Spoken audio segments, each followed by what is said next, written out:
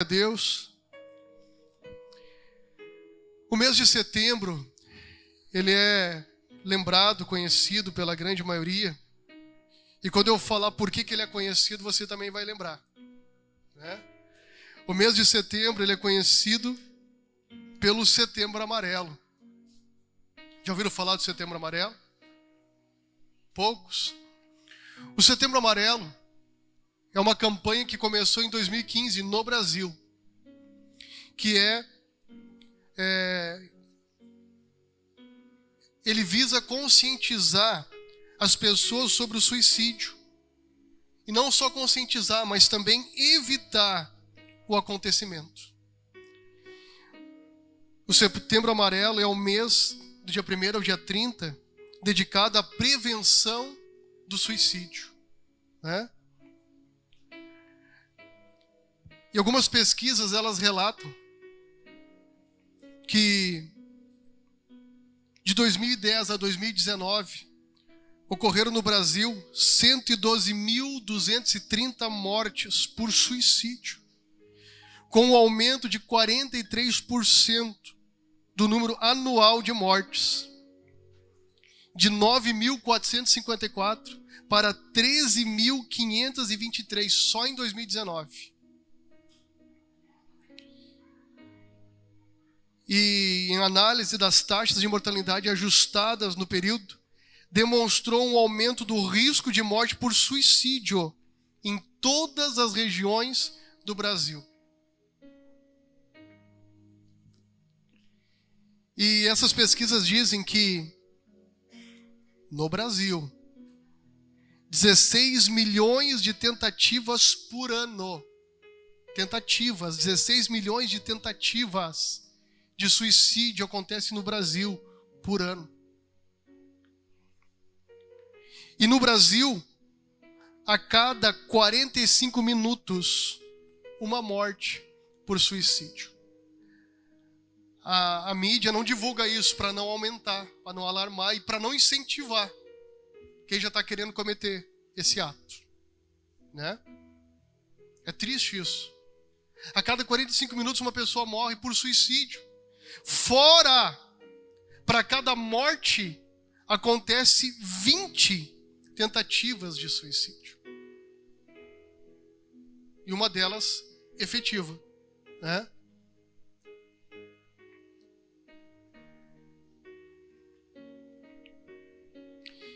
E em 2012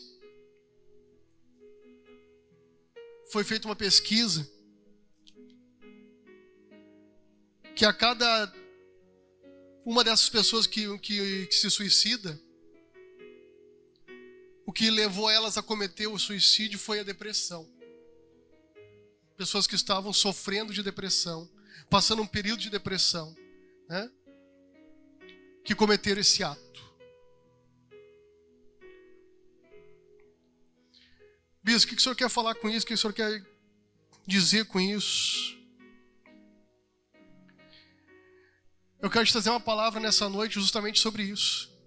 Quantas pessoas em face a um fracasso, em face a uma falha, em face a um erro, a uma sociedade que não deu certo, um casamento que não deu certo, a perda de um familiar querido, tantas situações que levam as pessoas a um fracasso, a uma queda, não sabe lidar com isso. Não sabe lidar com o fracasso. Não sabe lidar com o erro, com a queda. Não sabe lidar com aquela situação frustrante. Tem pessoas que não sabem lidar com a frustração, né? Tem pessoas que não sabem ser frustradas. Algumas delas, motivadas pela parte espiritual maligna, as leva a cometer o suicídio. N casos de pessoas que cometeram suicídio, faziam por enforcamento. Se a pessoa, ela estava assim, de cócoras, enforcada. Se ela se erguesse, ela ficaria enforcada. Há algo maligno por trás da tentativa de suicídio. Há algo diabólico por trás disso. Não é da noite para o dia, a pessoa amanhece, hoje eu vou me matar, não. Já vem uma série de fatos que vai acometendo a pessoa, levando ela ao ato. Chega ao ápice e não consegue lidar com aquilo. Não busca uma ajuda, um conselho, né? Não busca um acompanhamento para tentar tratar e resolver aquela situação. E o inimigo, ele se aproveita disso para ceifar vidas. A Bíblia nos diz que ele veio para matar, roubar e destruir. Esse é o plano dele. É o plano do diabo. Ele não quer te ver feliz. Ele não quer te ver bem. Ele não quer te ver realizado no seu casamento. E às vezes já é de herança familiar. O avô foi um adúltero, o pai foi um adúltero, agora ele sofre de adultério. O espírito de adultério rodeia ele, rodeia ela. Ali, né, angustiando, né, andando ao redor para levar a pessoa ao ato, para permanecer esse pecado, essa maldição no seio familiar. De alcoolismo, de tabaco. A avó morreu se suicidando. A mãe cometeu suicídio. O espírito de suicídio rodeia a família. Está ali rodeando. Está entendendo?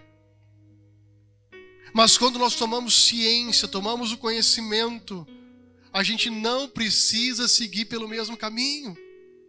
Mas pastor, eu já caí, já tentei, já adulterei, já traí, já fiz, aconteci. Não importa o que você fez. O que importa é o que você vai fazer a partir de hoje. O que importa é o que você vai decidir a partir da palavra que eu vou te passar nessa noite. Isso é o que importa. Não importa o passado não dá para mudar. O passado não tem como mudar. Mas o seu futuro você pode fazer diferente. Como? Mudando o seu presente. E é tão lindo que essa palavra se chama presente. Que você tem a opção de escolher. Eu quero mudar. Hoje você está vivendo fruto de escolhas lá de trás. Você está desfrutando, querendo ou não, você está desfrutando de coisas que você decidiu lá atrás. E hoje você está colhendo. Infelizmente. Lá na frente você não quer continuar colhendo o que você tem colhido hoje? Mude hoje. Escolha hoje. Tome uma decisão hoje.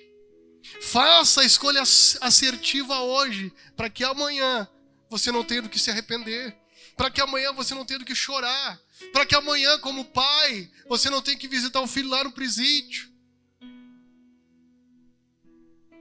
Como um profissional, não fique descartado aí no mercado, porque se omitiu de estudar, não quis se aperfeiçoar, não quis se preparar, não quis buscar conhecimento e está descartado. Os jovens têm mais oportunidade. Não, todos estão tendo oportunidade. Se você se qualificar, você não fica de fora. Você não fica de fora. Está entendendo? É uma escolha, é uma decisão. Meu casamento não tem jeito. Tem. Mas está horrível hoje. Hoje, porque lá atrás vocês, não é só um, é os dois, tomaram decisões, fizeram escolhas. Mas se tomar a decisão certa hoje, amanhã, vai ser um casamento que vai curar muita gente. Vai ser um casamento que vai restaurar muitas pessoas. Amém? Hoje, a Bíblia nos diz em Isaías que hoje é o ano aceitável do Senhor. Hoje é o ano aceitável. Hoje é o tempo de tomar decisão. Hoje é o tempo de fazer a escolha assertiva. Amém?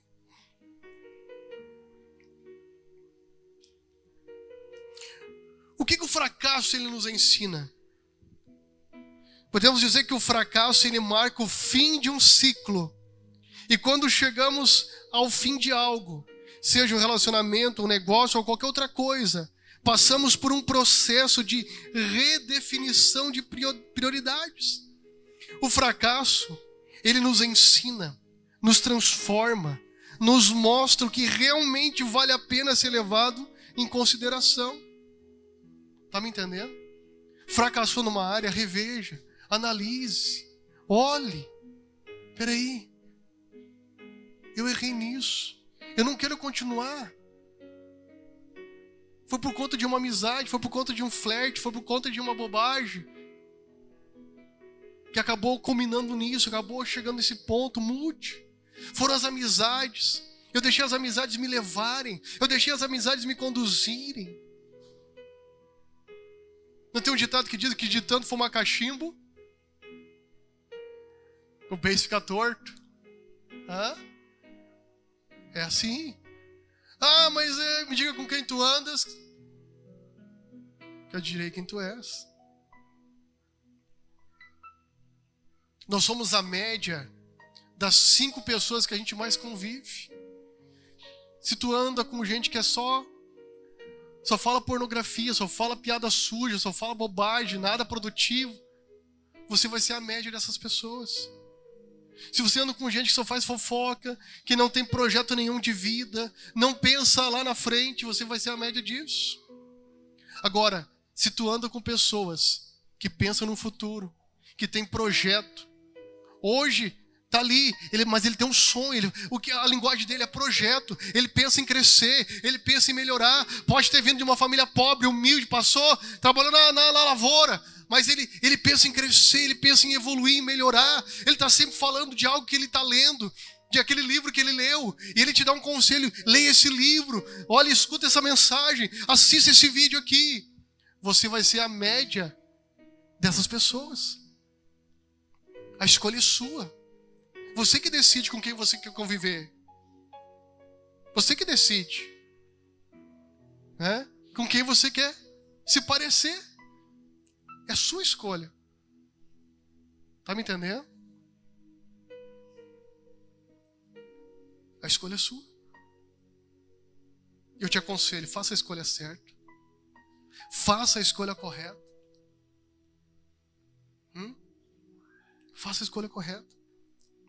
E aqui a Bíblia nos conta a história que Jesus chegou pela manhã. Os discípulos, que eram os apóstolos, haviam ido para a praia. E Pedro, Simão Pedro, que a Bíblia chama ele, disse: eu vou pescar. E os outros disseram: nós vamos contigo. Mas que momento da história foi esse? Que momento foi esse aqui? Foi momento pós-crucificação. Já era o 3º dia que Jesus havia sido crucificado. Se a gente voltar um pouquinho na história, voltar um pouquinho no tempo, 2 dos seus discípulos fracassam naquela noite que Jesus foi preso, torturado, recebendo chibatadas. 2 dos seus discípulos fracassam naquela noite. Um deles é esse que a gente está falando aqui, Simão Pedro. O apóstolo Pedro. Um outro discípulo que fracassou naquela mesma noite foi Judas Iscariotes. Ambos fracassaram. Ambos negaram Jesus. Judas vendeu Jesus por 30 moedas de prata. Entregou Jesus. E quando ele faz isso, ele cai em si: meu Deus, que burrada que eu fiz. Que eu fiz com meu mestre? O que eu fiz? Ele é verdadeiramente o Messias. Olha como ele está sendo torturado.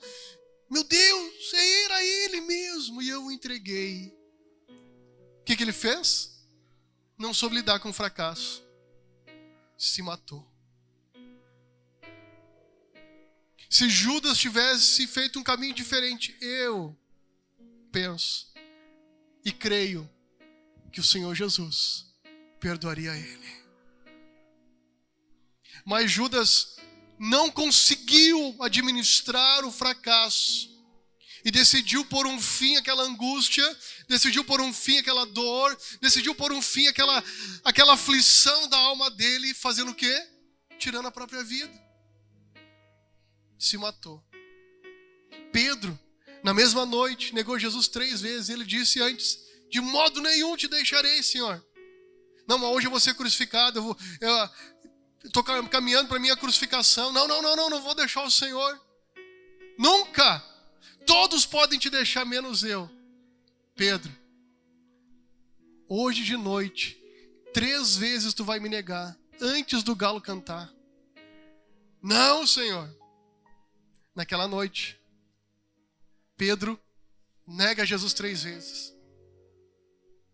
E o galo canta. Pedro, então, envergonhado, humilhado, angustiado, ele não decide tirar a própria vida. Ele não tinha coragem para isso. Ele sabia que isso não era a solução. Ele sabia que isso não era a melhor forma de resolver aquela angústia, aquela aflição da alma dele. Ele viu o fim de Judas. Ele não queria o mesmo fim. E sabe o que Pedro faz? Volta às velhas práticas. Quantos de nós dizem, eu não consigo vencer mesmo, não consigo largar a bebida, então eu vou beber. Eu não consigo largar o cigarro, então eu vou fumar. Eu não consigo largar os jogos, então eu vou jogar. Eu não consigo mesmo largar a pornografia, então continua na pornografia. Eu não consigo mudar, continua não mudando.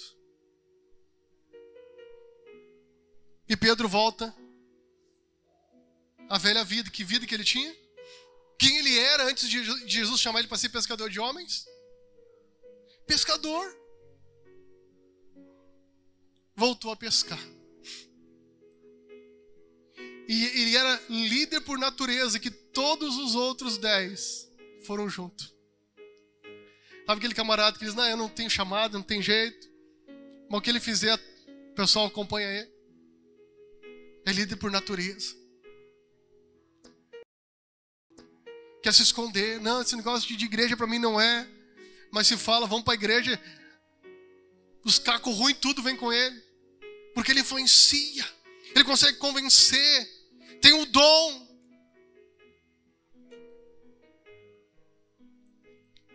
Só que, naquela manhã,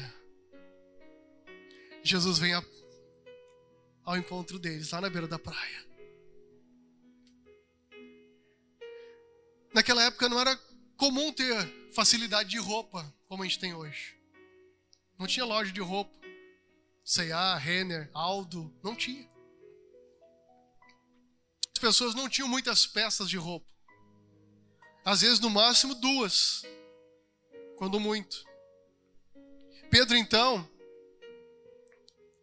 era noite, só homens, tirou sua roupa, deixou dobradinha dentro do barco e foi pescar.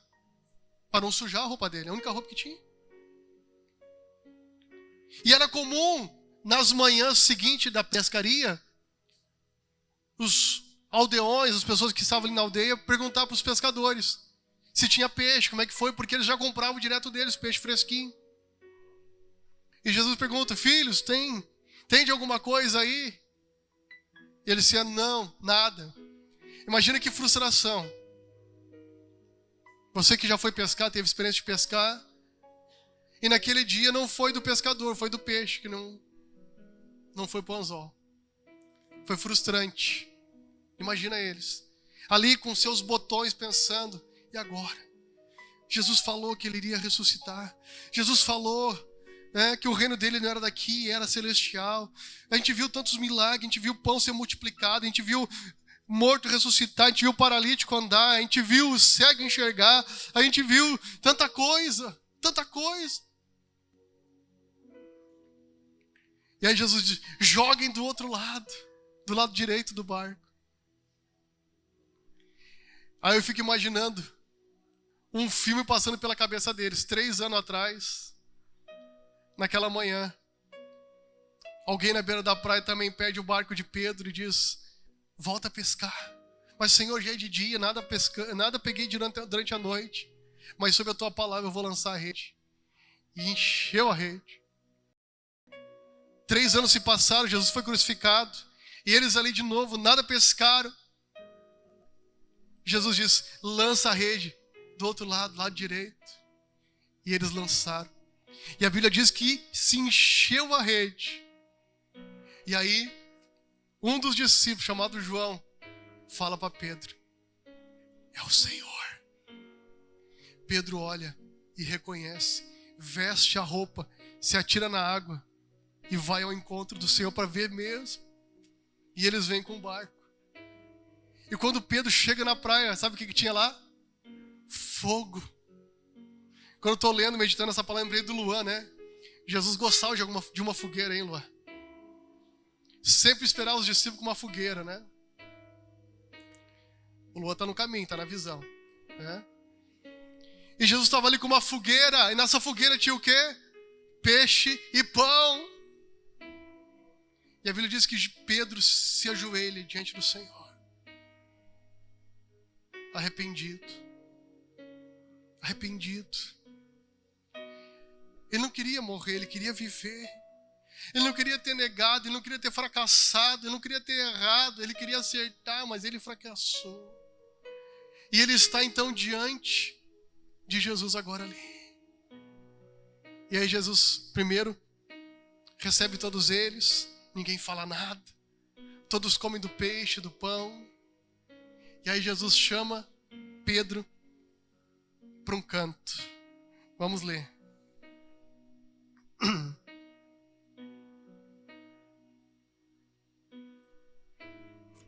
Disse-lhe Jesus, versículo 12: Vinde, jantai. Nenhum dos discípulos ousava perguntar-lhe: Quem és tu? Sabendo que era o Senhor. Versículo 13: Chegou, pois, Jesus e tomou o pão e deu-lhe, e semelhantemente o peixe. E já era a terceira vez que Jesus se manifestava aos discípulos, depois de ter ressuscitado dos mortos. Verso 15: E depois de terem jantado, disse-lhe Jesus a Simão Pedro: Simão, filho de Jonas, tu me amas mais do que estes? E ele respondeu: Sim, Senhor, tu sabes que te amo. Então Jesus disse: Apacenta os meus cordeiros. Tornou-lhe a dizer-lhe segunda vez: Simão, filho de Jonas, tu me amas? Disse-lhe: Sim, Senhor, tu sabes que te amo. Disse-lhe: Apacenta as minhas ovelhas. E pela terceira vez então, olhe para mim, Jesus pergunta para Simão. Mas deixa eu traduzir para vocês, que a gente não entende, está lendo no português aqui, que já foi traduzido para nós. Nessa expressão aqui, Jesus, ele pergunta no grego para Pedro: Se Pedro, tu me amas, né? Há uma expressão para amor. Há três tipos de amor: amor eros, amor de um casal; amor filéu, amor fraternal, que vem de fraternidade, que é o amor de irmão, né? Aquele amor de pai para filho, mãe para filhos, né? De filhos para os pais, o amor filéu. Só que Jesus pergunta no terceiro tipo de amor. Jesus pergunta para Pedro: Pedro, tu me amas? Com a expressão ágape, que é o amor sacrificial, é o amor ao ponto de dar a vida. Jesus: Pedro, tu me amas com amor ágape? E Pedro então responde: Sim, Senhor, eu te amo com amor filéu. A expressão dele não foi ágape, foi filéu. Eu te amo com amor fraternal. Eu te amo com amor de irmão. Pedro não queria errar de novo. Pedro não queria fracassar de novo. Pela segunda vez, Jesus então pergunta para Pedro: Pedro, tu me amas com amor ágape? E Pedro então responde: Senhor, tu sabes que eu te amo. Com amor filéu, amor de irmão. E Jesus diz: apacenta as minhas ovelhas. Só que na terceira vez, Jesus pergunta para Pedro, verso 17, pela terceira vez: Simão, filho de Jonas. Jesus chama ele pelo nome: tu me amas? Simão entristeceu-se por ter lhe dito pela terceira vez: tu me amas? Sabe por que ele ficou triste? Porque nessa terceira vez Jesus se dirige a Pedro dizendo: Pedro, tu me amas? E não foi com amor ágape, foi com amor filéu. Pedro, pelo menos tu me amas com amor de irmão? E Pedro, triste, ele disse: sim, Senhor. pelo menos com amor filéu eu te amo. Então Jesus disse para ele: Pedro, apacenta as minhas ovelhas. Jesus estava resgatando Pedro daquela condição de culpa, de condenação, de fracasso, de erro, que muitas vezes, diante de uma falha, a gente diz: nunca mais eu quero ser um obreiro, nunca mais eu quero ser um pastor, nunca mais eu quero ser um líder, não, nunca mais eu quero liderar nada, não, eu estava no altar, eu louvava e eu caí, eu não quero mais louvar, eu não sou digno, não mereço. Eu ministrava as crianças e eu caí, eu não sou digno de estar lá ministrando as crianças. Ei, Jesus veio ao encontro de Pedro e veio ao nosso encontro nessa noite para me dizer e para te dizer que não importa o quanto tu caiu, Ele está disposto a te levantar, Ele está disposto a te restaurar, Ele está disposto a fazer com que você viva ao chamado que Ele tem para a tua vida. Ele está disposto a fazer com que você flua naquilo que Ele tem para ti. Não importa o quanto tu te sujou na lama, Ele está disposto a te limpar, a te restaurar e a te fazer um instrumento poderoso nas mãos dEle para curar pessoas, porque Ele sempre dizia: então apacenta minhas ovelhas. A última coisa que Pedro se sentia digno era de pastorear. A última coisa que Pedro se sentia capaz era de conduzir, de liderar. E Jesus vai dizer: minhas ovelhas, pelo menos com amor filéu, então, se não é aquele amor sacrificial, pelo menos com amor de filho, viva o que eu tenho para ti. Viva o que eu te chamei para fazer. Viva aquilo que eu te escolhi para fazer. O diabo, ele vem com tudo para dizer que você não é mais digno. O diabo vem com tudo para dizer que você não merece. O diabo vem com tudo, com aquela enxurrada de sentimento e pensamento, fazendo com que você desista. Mas o Espírito Santo, Ele está aqui para dizer: ei, eu te amo, eu te escolhi, eu tenho um chamado com a tua vida, eu tenho algo contigo, eu te escolhi desde o ventre da tua mãe, eu te chamei desde o ventre da tua mãe. Deus chega para o profeta Jeremias, no capítulo 1 de Jeremias, ele diz: Jeremias, eu te chamei para ser profeta das nações desde o ventre da tua mãe. Antes de você nascer, Deus já havia te escolhido.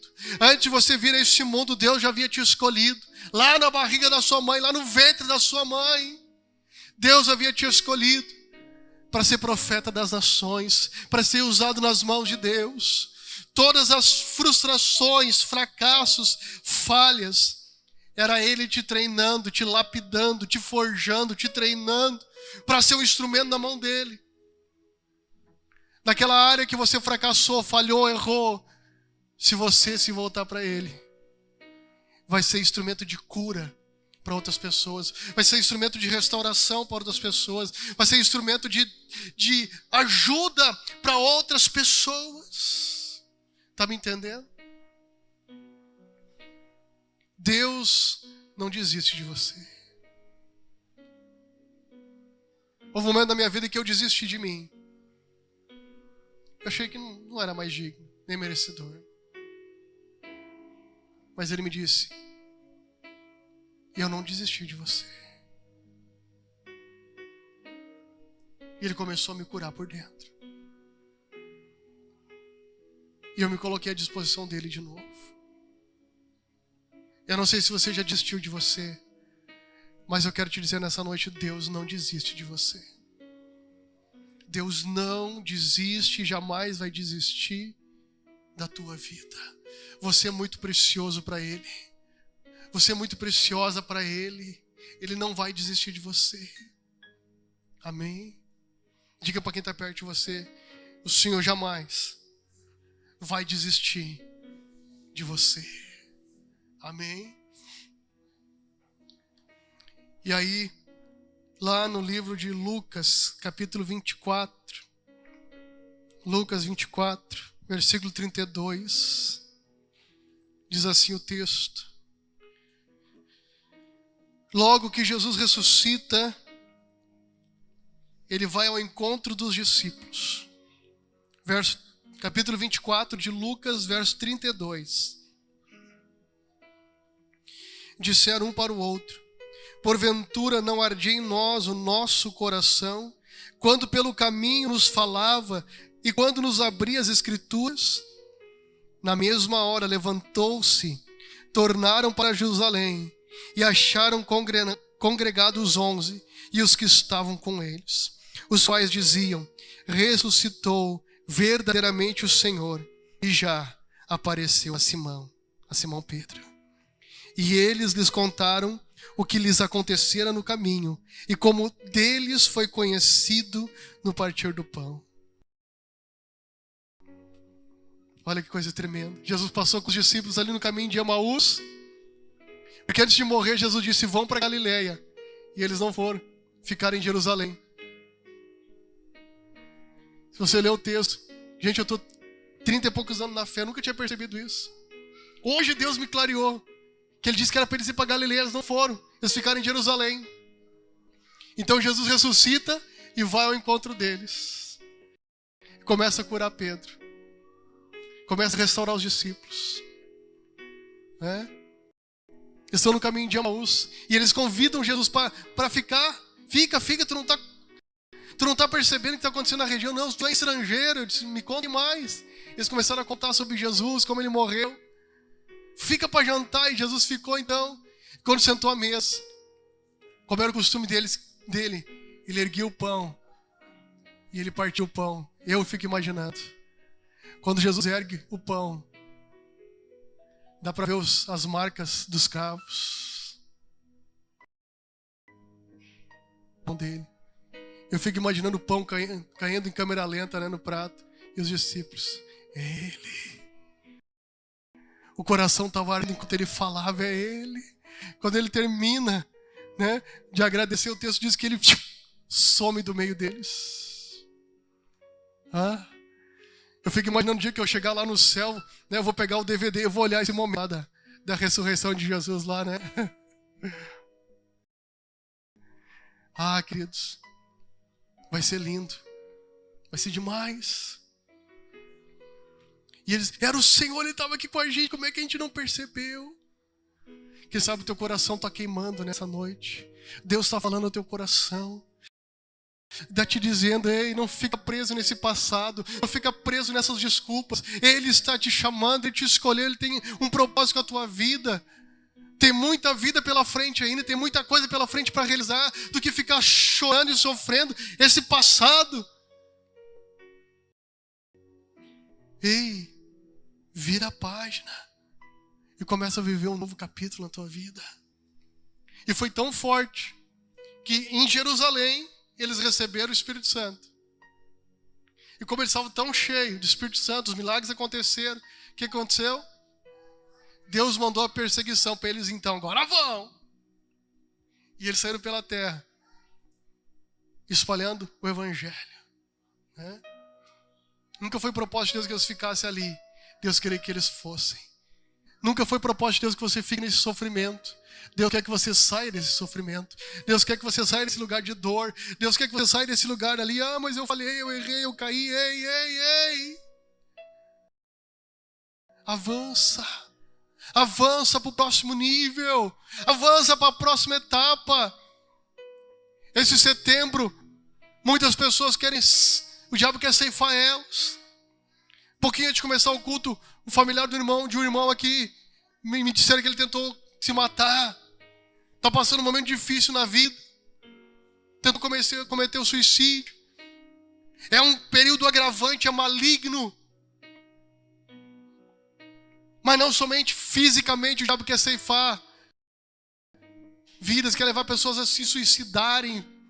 O diabo quer que você cometa suicídio ministerial, que você cometa suicídio conjugal, que você cometa suicídio familiar, que você cometa suicídio dos seus sonhos. Tem gente que parou de sonhar: não sou digno, não mereço sonhar. Ei, aquele livro que você começou a escrever, engavetou, está na hora de voltar a terminar esse livro. Vamos escrever esse livro. Vamos lançar esse livro. Esse livro vai ajudar muitas pessoas. Esse livro é material que vai ajudar pessoas, quem sabe, a saírem de cativeiros. Essa canção que Deus te deu a habilidade de compor, está na hora dessa canção ser composta, ser colocada, gravada, para que nações escutem e sejam curadas. Quem sabe seu sonho de ser um empreendedor, começar um negócio, vai gerar muito emprego e vai tirar pessoas da miséria. Ei, não cometa suicídio dos sonhos, dos projetos. Não, é hora de acordar. É hora de um posicionamento. É hora. Tem gente aqui que Deus livrou da morte várias vezes. Não era nem para estar aqui mais. E tu acha que você está vivendo a Silva porque você é um privilegiado? Não. Vivo porque Deus tem um propósito contigo. Deus te guardou porque Ele tem um plano com a tua vida. Quanta gente não escapou a Covid, a pandemia. Gente boa, homens e mulheres de Deus.